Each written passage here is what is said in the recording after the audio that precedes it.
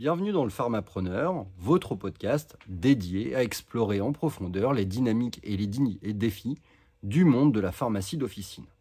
Je suis Arnaud, pharmacien d'officine, votre animateur, et dans cet épisode, nous plongeons dans une analyse détaillée des prix de cession dans le secteur pharmaceutique en nous basant sur les résultats de l'étude annuelle menée par CMV Mediforce sur 417 transactions.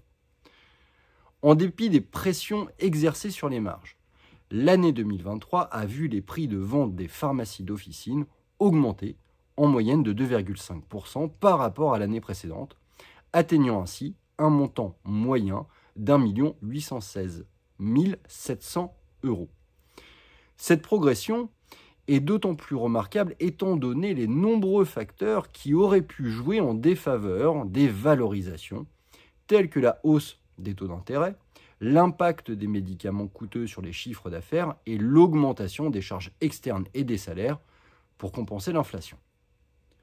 Pourtant, malgré cette augmentation des prix de cession, l'année 2023 a également été marquée par une baisse de 6% des valorisations en pourcentage du chiffre d'affaires hors taxe, passant de 82% en 2022 à 77% en 2023.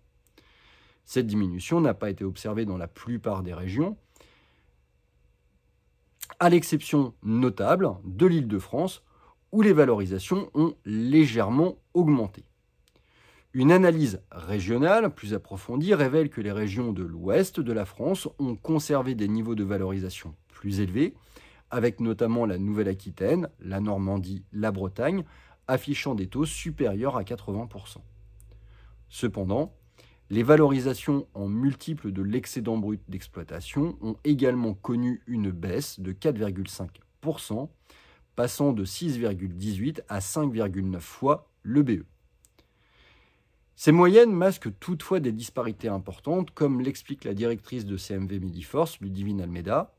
En effet, alors qu'une officine sur deux est valorisée au-dessus de 80% du chiffre d'affaires hors taxe, 10% se vendent à plus de 100%, tandis que des écarts importants persistent entre les pharmacies rurales et celles situées dans des zones plus touristiques ou dynamiques économiquement.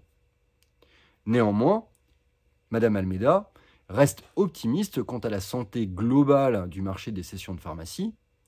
Malgré une baisse de l'activité observée au second semestre de 2023, le début de l'année 2024 semble prometteur avec une reprise de vente constatée dans plusieurs régions. De plus, le vieillissement de la population des pharmaciens titulaires et des changements réglementaires à venir devraient soutenir la dynamique du secteur dans les années à venir. En conclusion, malgré les défis et les disparités régionales, le marché des cessions de pharmacie reste globalement bien orienté, offrant des opportunités intéressantes pour les investisseurs et les professionnels du secteur.